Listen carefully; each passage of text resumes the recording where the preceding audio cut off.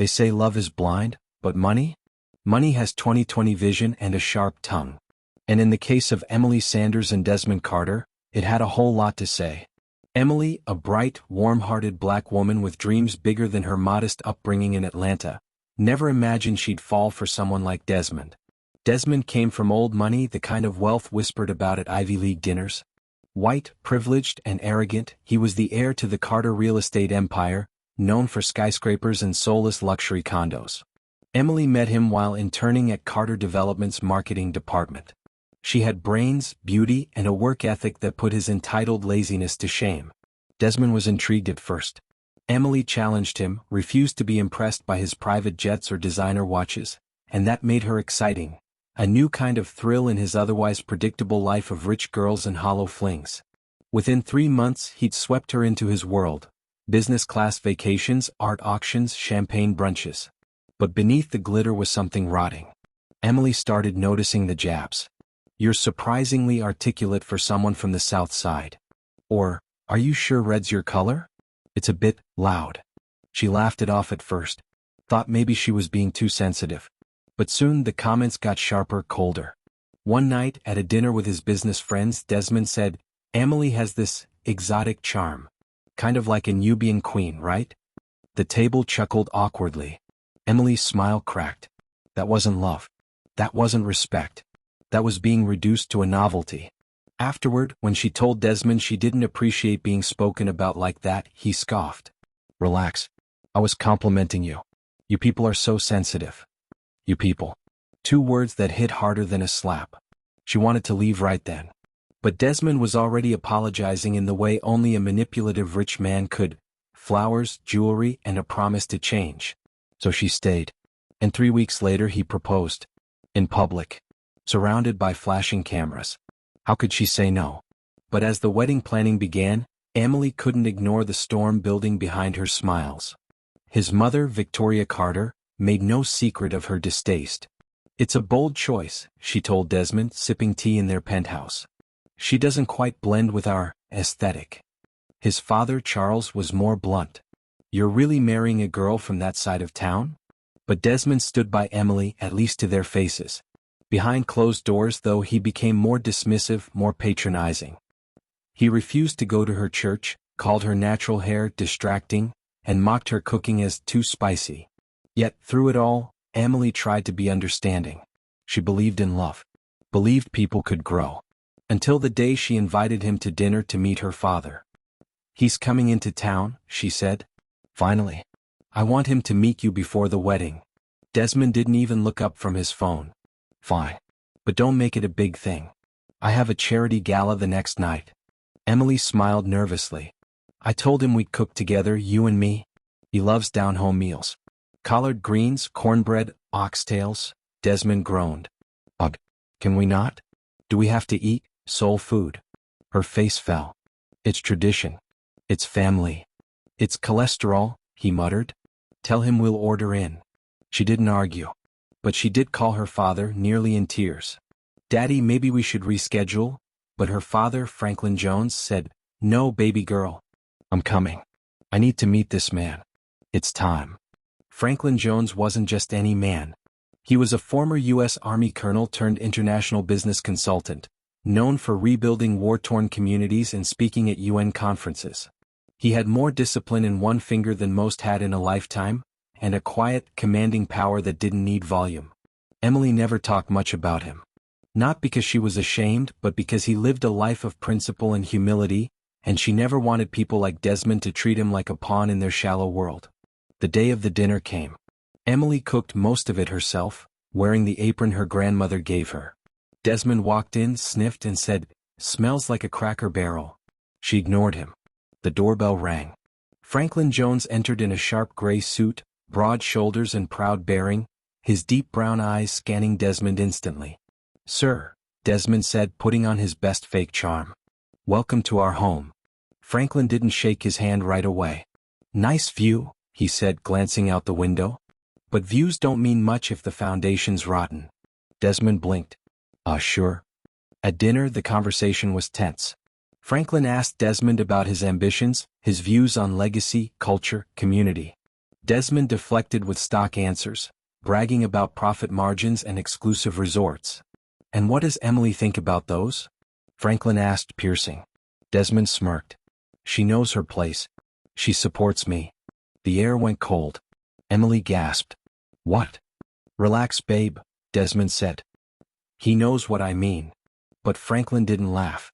No, he said, slow and firm. I don't. He turned to Emily. Baby, can I speak with you privately? She nodded, shaken. They stepped into the hallway.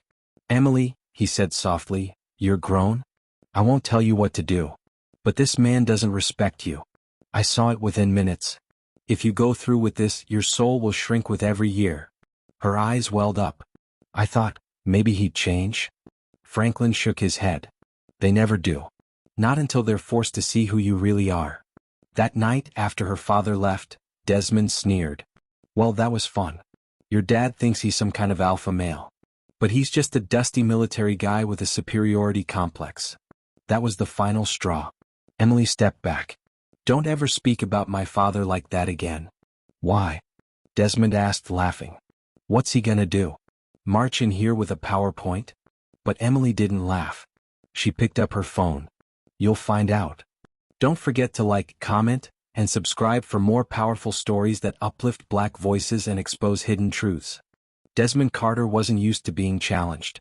Not by his board, not by his social circle, and definitely not by his fiancée. He saw the world as a ladder. He was at the top, and everyone else, including Emily, should be grateful for his attention. But when Emily looked him dead in the eye and said, "You'll find out," it was the first time Desmond felt something he hadn't in years, unease. Still, he brushed it off with a laugh. Is that supposed to scare me? Emily didn't flinch. She packed an overnight bag and left the penthouse without another word. She stayed with a close friend that night, trying to hold back the tears. She hadn't wanted it to come to this. She had hoped Desmond would grow up, wake up, and learn how to love beyond himself. But it was clear, Desmond didn't see her as an equal. He saw her as an accessory. Someone he could parade around for diversity points as long as she didn't speak too loudly, act too proudly, or bring up anything that challenged his status quo. The next morning, Desmond awoke to silence. No coffee brewing, no Emily humming in the kitchen. Just the echo of emptiness and the bitter sting of his own arrogance. His phone buzzed. A message from Emily: "My father has something to deliver. I suggest you receive him with respect." Desmond scoffed. Dramatic, he muttered. But then another message arrived, this time from his executive assistant. "Sir, we've received a meeting request from a Franklin Jones. He says he represents a group of international investors interested in a quiet stake in Carter Developments." Desmond raised an eyebrow. He opened the attached file. The logo read, Phoenix Horizon Initiative. He vaguely remembered hearing about them in a Forbes article. An elite global fund focused on redevelopment and ethical capitalism. Wait, this is her dad? He murmured. Curious and suspicious, Desmond approved the meeting for later that day. Let's see what this old man thinks he's doing. Meanwhile, Emily was already with her father at his hotel suite, high above the city skyline. You don't have to do this, Daddy, she said. I'm done with him. Franklin placed a gentle hand on her shoulder. It's not about revenge, baby girl. It's about clarity. This man tried to reduce your worth. Now it's time he sees what he lost, and what he'll never understand. The meeting was scheduled at Carter Tower, top floor, boardroom with a panoramic city view. Desmond walked in, designer suit sharp, ego sharper. But as soon as Franklin entered, Desmond's smirk faltered. Franklin wasn't in military dress this time. He wore a tailored navy blue suit, crisp white shirt, no tie, and eyes that cut like steel. With him were two international executives, an African businesswoman named Amina from Nairobi, and a sharp-tongued Chinese financier named Zhang Wei. Desmond cleared his throat. Mr. Jones, I understand you're here on behalf of investors. Franklin nodded. Yes. We've been watching Carter Developments for a while. Your company has potential, but its leadership, frankly, concerns us. Desmond blinked. Excuse me? You project arrogance, Amina said, not missing a beat. You acquire without purpose. You gentrify, but you don't revitalize. You drive profit, not people. What is this? Desmond snapped. Some kind of lecture? Zhang Wei smiled. It's a test. Franklin laid a folder on the table. Inside were detailed documents, charts, financial analysis, ethics ratings. We had considered offering Carter Developments a $100 million infusion, on the condition that your company aligns with Community First development principles. But after recent observations, we've decided against it. Desmond stood jaw-tight. So this was never real? Oh, it was real, Franklin said coolly. Until you disrespected my daughter. Publicly. Privately. Systemically. Amina added, you can't treat people like Emily as ornaments. She's more educated, more poised, and more capable than half the CEOs we've met. She's not a +1, she's the reason we considered this deal.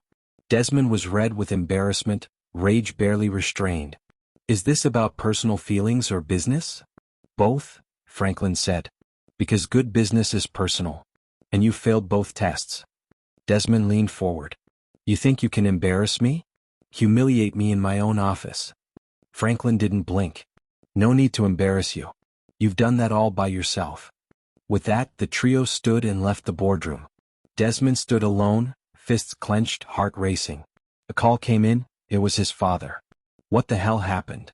Charles barked. Our stock just dipped 8 points. Do you realize who you turned away? Desmond tried to speak, but no words came. Later that night, Emily received a dozen messages from Desmond. Apologies, please, even pictures of the engagement ring. Let's talk. I'm sorry. I'll change. Just give me a chance. She didn't respond. But the next morning she got another message, not from Desmond but from a contact at Carter Developments. You may want to know. Desmond's trying to spin your father's visit. He's telling people you're an opportunist. That your family was using him to get ahead. Emily felt her stomach turn. She had walked away quietly, gracefully. But now he was trying to rewrite the story? Humiliate her all over again? She called her father. I'm tired of hiding. He doesn't get to smear me while pretending to be the victim. Franklin's voice was calm. Then let's show him who the real powerhouse is. That afternoon, Emily called a press conference. Journalists, influencers, and media outlets gathered, intrigued by the vague invitation. Desmond tuned in from his office, curious. Then his heart stopped. On live stream stood Emily, poised and glowing, not with sadness, but with power. Today, I'm not here as someone's fiancée, she began. I'm here as a woman who once loved a man who saw me as less than. Who tried to dim my light to make himself shine brighter. But I am not a shadow. I am the sun. The room erupted in applause.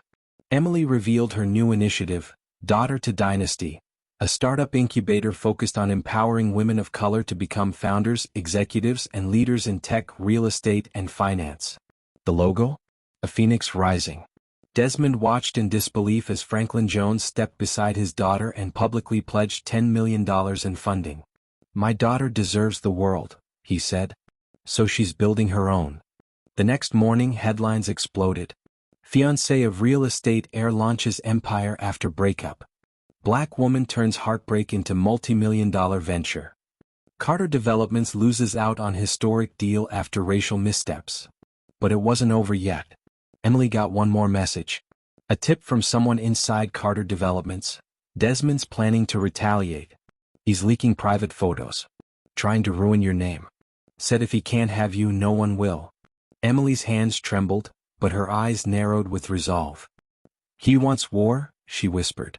Then let's finish this. Don't forget to like, comment, and subscribe for more powerful stories that uplift Black voices and expose hidden truths. Emily had always believed in taking the high road, but even the high road has a breaking point. When she found out that Desmond was planning to leak private moments, pictures from vacations, intimate texts, and even old footage from a romantic getaway they had taken in Greece, she knew the man she once thought she loved had become her enemy.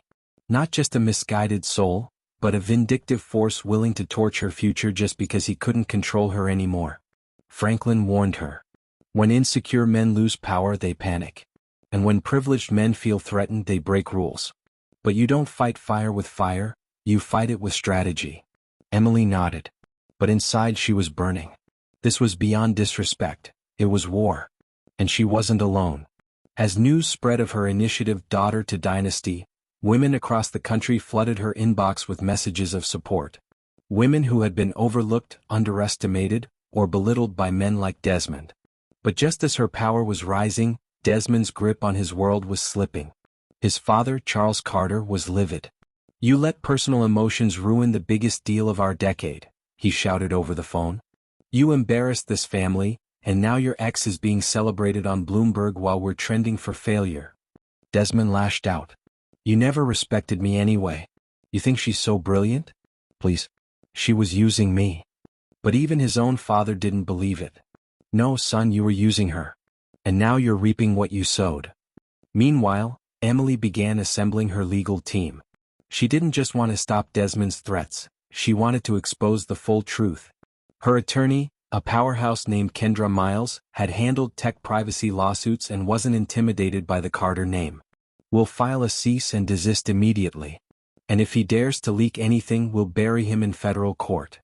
But Emily wasn't done yet. With her father's backing, she commissioned a private investigation into Desmond's past business dealings, and what they uncovered made her jaw drop. Desmond had been covering up shady real estate practices for years, pushing out low-income tenants, bribing city inspectors, falsifying environmental reports. And the worst part? His upcoming urban renewal project in Detroit, a PR move to rebrand his image, was built on a mountain of lies. The renewal plan was supposed to bring affordable housing to a struggling neighborhood. But the documents revealed that the project would demolish dozens of historic black-owned homes to make room for luxury condos. Emily stared at the files, disgusted. "He's still trying to erase people who look like me." He never stopped. Franklin placed a hand on her shoulder. "Then let's make sure he never gets the chance again." They quietly handed over the documents to a journalist at The Observer, a respected national outlet known for breaking major corruption stories. The journalist, a sharp young sister named Raven Daniels, was quick to verify the facts. "We're running this within 48 hours, she promised. "This man won't know what hit him." But Desmond, sensing something shifting in the shadows, began to panic. He called Emily again. This time with a different tone, half anger, half desperation. "I know what you're doing," he hissed. "Trying to ruin my reputation. You think your little startup can go against a Carter?" Emily answered calmly, "No. I think truth can." Then she hung up. The very next day, Desmond's worst nightmare unfolded. The Observer published a headline that shook the industry. "Luxury developer faces allegations of racial displacement and corruption. Detroit project under investigation." The story exploded. Social media lit up. Hashtags trended. Activists in Detroit began organizing protests. Mayors from 2 cities called for official reviews of every Carter Developments project. Stockholders panicked. The board of Carter Developments called an emergency meeting. Charles Carter confronted his son face to face. "You lied to us. You jeopardized our company over pride. You're suspended effective immediately." Desmond's face went pale. "You can't do this." "I just did," his father growled. "You're not fit to lead this company."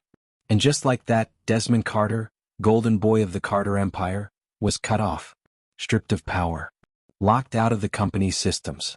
His assistant quit. His publicist went silent. But he still had one weapon left, his bitterness. That night, Emily received a package. No return address. Inside, a flash drive and a letter. "This doesn't end until I say it does." Emily's hands trembled. Franklin examined the drive first. On it, dozens of edited videos spliced to make Emily look like she had manipulated Desmond, called him names, even accused him falsely. All out of context. All designed to smear her. "He's trying to discredit me before I can fully rise," she said. Franklin nodded. "Then we get ahead of it." They rushed the files to their legal team and digital forensic experts. "These are deep fakes," Kendra confirmed. "He's altering footage to try and destroy your image."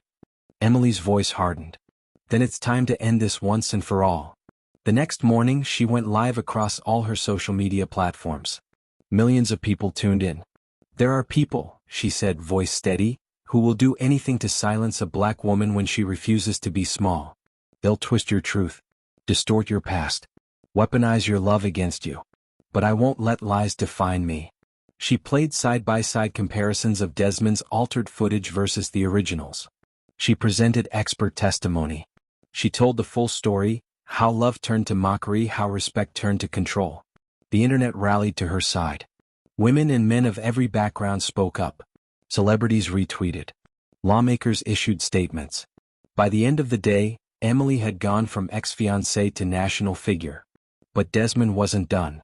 In one final act of desperation, he filed a $50 million defamation lawsuit against Emily, accusing her of sabotage, intentional character assassination, and inflicting emotional distress. Emily laughed bitterly when she read the headline. So now he wants to play the victim? But her father's face turned serious. He's dangerous when cornered. This isn't just a PR move, he wants to bleed you dry through court battles. Emily stood firm. Then we go to court. Let the world see everything. As the legal war prepared to ignite, Emily received one last surprise. Her lawyer, Kendra, walked in with a file. We just got this anonymously. You need to see it. Inside was a confidential memo. Signed and dated. From Desmond himself. A secret memo detailing racial profiling strategies for Carter Development's properties. Emily read the words and froze. This is the smoking gun. Kendra nodded. If we take this public, it won't just destroy him, it could bring down the entire Carter empire. Emily looked up slowly, breath caught in her chest. Then it's time. Don't forget to like, comment, and subscribe for more powerful stories that uplift Black voices and expose hidden truths. Emily held the memo like it was on fire, her hands trembling as her eyes moved across the damning words. A directive from Desmond Carter himself, addressed to regional property managers across the country, instructing them to quietly discourage applicants who don't meet the community's cultural standard. A coded phrase if ever there was one. The memo went further, outlining practices that amounted to thinly veiled redlining, steering Black families away from prime units, scheduling inconvenient viewing times for applicants with foreign-sounding names, and incentivizing sales reps who could preserve neighborhood integrity. There were bullet points, bonuses, even charts. It was racism in spreadsheet form. Cold, systematic, and devastatingly clear. Kendra, Emily's lawyer, looked as stunned as she was. This is a bombshell. If we authenticate this and reveal it during the defamation trial, it will destroy him in court. It won't just discredit his lawsuit, it could open him and the company up to civil rights prosecution. Emily leaned back in her chair, feeling both the weight of it and the power of truth. He tried to erase me. Now I get to show the world who he really is. Her father, Franklin, stood in the corner silently, arms crossed, his military posture still sharp after all these years. But make no mistake, he said. The moment we move with this, Desmond will strike back. He'll go lower. That's what cowards do when they're exposed. Emily nodded. She knew the fire she was about to walk through, but this time she wasn't walking alone. Over the next few days, her legal team worked overtime authenticating the memo. Digital forensics confirmed the signature, timestamp, and email trail. It was real. Desmond's own signature sealed his fate. Meanwhile, Desmond's defamation lawsuit was already making headlines. He stood at a podium during a press conference, playing victim for the cameras. I have been deeply hurt, he said with a practiced expression. My reputation and my family's name have been dragged through the mud by someone I once loved. I only ask for justice and the truth. But as the reporters began to ask hard questions, what about the accusations of displacement in Detroit? Did you falsify tenant reports? Desmond dodged. No comment. That's not relevant to this matter. Behind the curtain, cracks were forming. Carter Development's board was growing increasingly uncomfortable. Stockholders were jumping ship. City councils in Detroit and Atlanta both opened official investigations into his business dealings. But Desmond still had one card left to play. In a last-ditch move, he leaked carefully edited emails between him and Emily, emails that, taken out of context, made her seem manipulative and controlling. The blogs latched on. The trolls re-emerged. See? She was after his money all along, one post read. Gold digger goes corporate, read another headline. Emily saw the storm building. Even as thousands continued to support her, the smear campaign began to catch fire. That night, she sat quietly in her apartment, hands clasped, staring at the city lights. He wants me to break, she whispered. He wants me to crumble right before the court date. Franklin sat across from her. Then you show him that your spirit doesn't break, it rises. The day of the first court hearing arrived. A media circus outside the courthouse. Protesters on both sides. Banners supporting Emily. Some calling her a liar. Desmond walked into the courtroom in an expensive navy suit, flanked by lawyers who looked more like attack dogs than legal counsel. Emily entered with Kendra and Franklin by her side. Her hair was natural. Her suit was elegant, white, crisp. She looked like power wrapped in poise. The judge called the room to order. We are here today regarding Mr. Desmond Carter's lawsuit for defamation against Ms. Emily Sanders. Both parties will have an opportunity to present evidence. Desmond's side went first. They played cherry-picked voice recordings, private texts, and the edited emails painting Emily as unstable, jealous, vindictive. When they rested, Desmond smiled smugly, convinced he had swayed the room. Then it was Emily's turn. Kendra stood confidently. Your Honor, we have clear, compelling evidence not only that Miss Sanders spoke truth, but that Mr. Carter attempted to destroy her reputation as retaliation for ending a toxic and manipulative relationship. The courtroom shifted. Then the screen lit up. The memo. The racist housing directive. The charts. The bonuses. The digital signatures.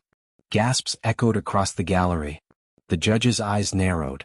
Is this document authenticated? Yes, Your Honor, Kendra said.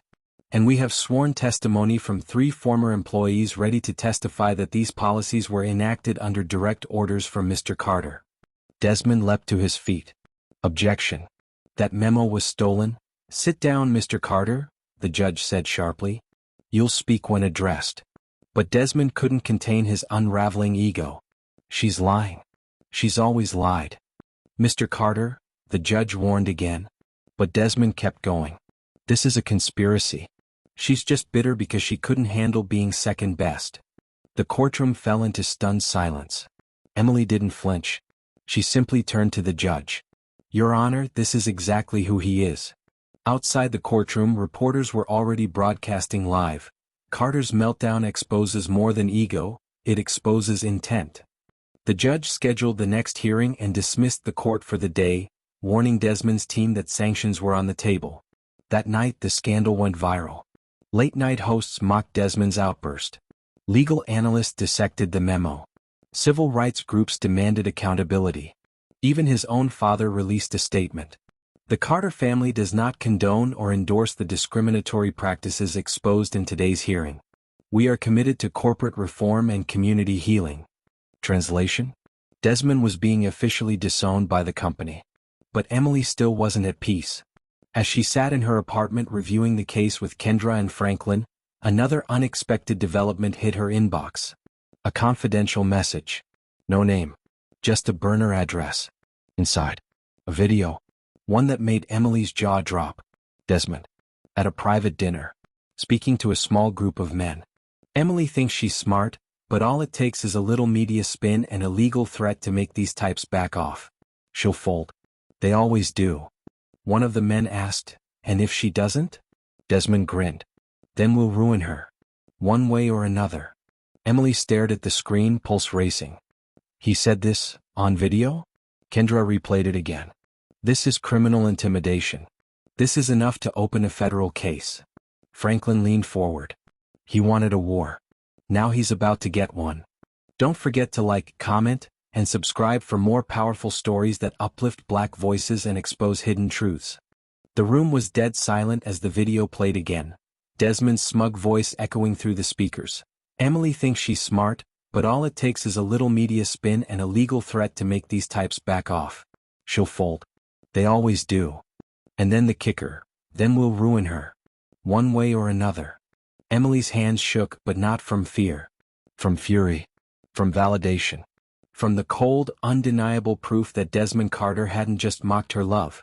He had made it his mission to dismantle her identity, her credibility, her entire future.